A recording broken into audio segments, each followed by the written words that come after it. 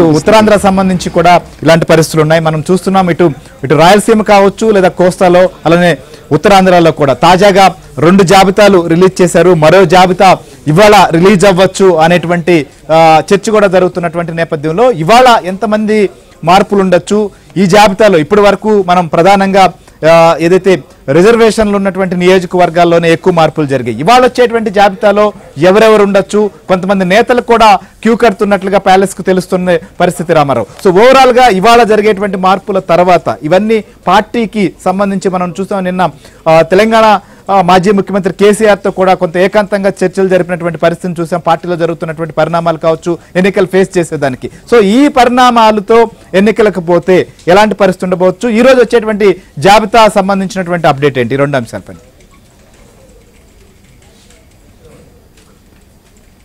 శ్రీహరి, ఇప్పటి వరకు మనం చూసాము అక్కడ మన కొలీగ్స్ వెంకట్రావు అదేవిధంగా నాయుడు వీళ్ళు కూడా చెప్పారు అక్కడ ఉన్న పరిస్థితులు. అయితే ఈరోజు తాజాగా దాదాపుగా మరో 28 మందితో ఒక జాబితా వస్తుంది అని చెప్తున్నారు.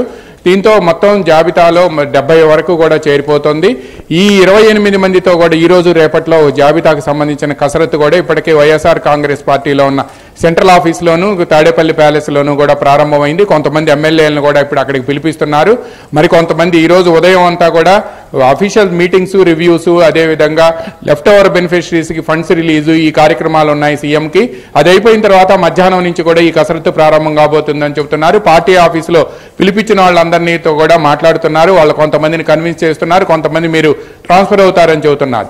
అయితే ఇప్పటికే వచ్చిన జాబితాలో అంటే మొదటి జాబితా 11, రెండో జాబితాలో 27, మొత్తం 38 మందిలో కూడా ఈ ఎక్కడైతే మార్చారో అక్కడంతా గందరగోళ పరిస్థితులు నెలకొన్నాయి. ఈ నేపథ్యంలోనే మీరన్నట్టు నిన్న తెలంగాణ మాజీ ముఖ్యమంత్రి బీఆర్ఎస్ అధినేత కేసీఆర్తో ఆంధ్రప్రదేశ్ ముఖ్యమంత్రి జగన్మోహన్ రెడ్డి దాదాపుగా 45 నిమిషాల సేపు ఏకాంతంగా భేటీ అయిన నేపథ్యంలో ఆయన ఇటువంటి సూచనలు ఇచ్చారు.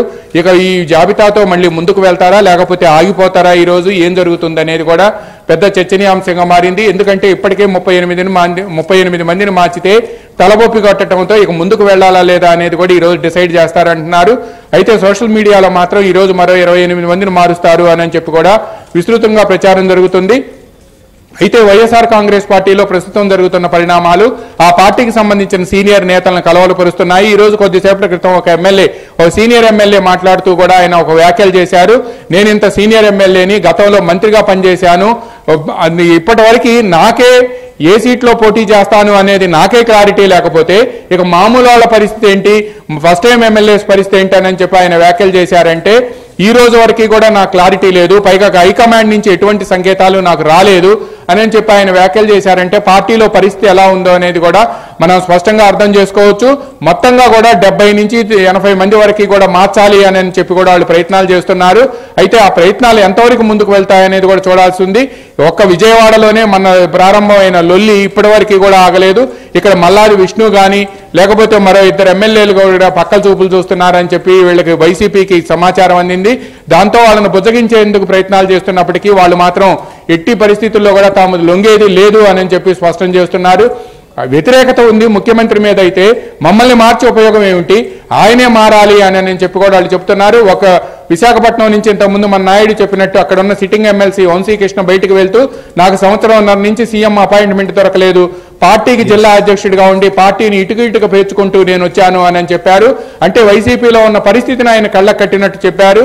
అదేవిధంగా చిత్తూరు జిల్లా పూతలపట్టు ఎమ్మెల్యే ఎంఎస్ బాబు కూడా ఆయన కూడా కొన్ని తీవ్ర వ్యాఖ్యలు చేశారు. దీంతో పాటు బాలినేని శ్రీనివాసరెడ్డి ముఖ్యమంత్రికి సమీప బంధువు, పైగా అత్యంత ఆప్తుడు, పైగా కాంగ్రెస్ పార్టీలో ఉంటూ కూడా ఎమ్మెల్యే పదవిని వదిలిపెట్టుకొని వచ్చి రాజీనామా చేసి జగన్ వెంట చేరిన ఎమ్మెల్యే. అటువంటి వ్యక్తి కూడా ఆయనకి ఒంగోలు టికెట్ ఇస్తారా లేకపోతే గిద్దలూరు వెళ్లాలా, ఏం చేయాలనే డోలాయమాన పరిస్థితిలో కూడా ఆయన కూడా పడ్డారు. ఇటువంటి వాళ్ళంతా కూడా త్వరలోనే బయటపడవచ్చు అని చెప్తున్నారు Srihari. Right, thank you Ramarao, thank you Venkatrao, thank you Naidu. So overall గా అయితే మాత్రం ఇవాళ మరొక జాబితా వచ్చేటువంటి పరిస్థితి ఉంది. ఇప్పటికే రిలీజ్ అయినటువంటి 2 జాబితాలతో వైసీపీలో అధిష్టానానికి చాలా ఇబ్బందులు ఎదురవుతున్నాయి. నిన్న కేసీఆర్ తో ఏకాంతంగా చర్చలు జరిపిన తర్వాత సో ఇప్పుడు ఈ మార్పులు అనేటివి బ్రేక్ పడతాయా, లేకపోతే ఏ రకంగా ఎన్నికలను ఎదుర్కోవాలి అనేటువంటి అంశం పైన ఏదైనా సలహాలతో కొత్త మార్గాన్ని ఏమన్నా అన్వేషించబోతున్నారా?